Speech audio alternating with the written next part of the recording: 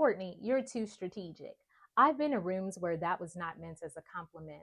And I get it, because when everyone was ready to move, I was still asking questions.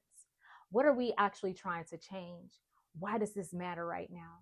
Do our leaders understand the same story? Do our people know what this means for them?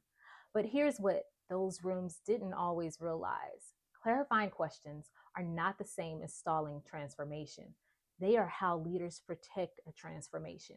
In one of the oldest books, it says, before you build, count the cost. In other words, measure twice, cut once.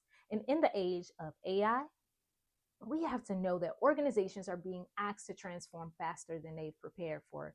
And that principle is not old wisdom. It is actually a competitive advantage, because the cost of moving too fast is not just a missed deadline, it's misalignment, quiet resistance, employees who heard the announcement but never understood what actually changed.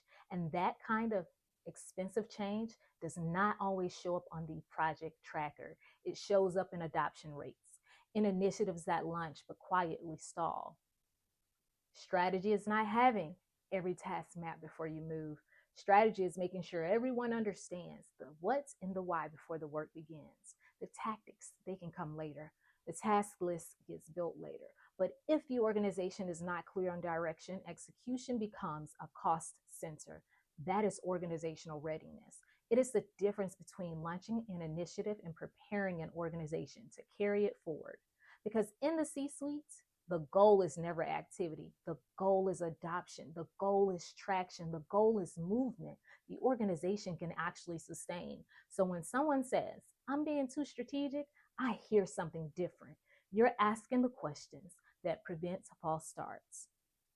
You're making sure the work has a reason, and you're creating the conditions for execution to succeed.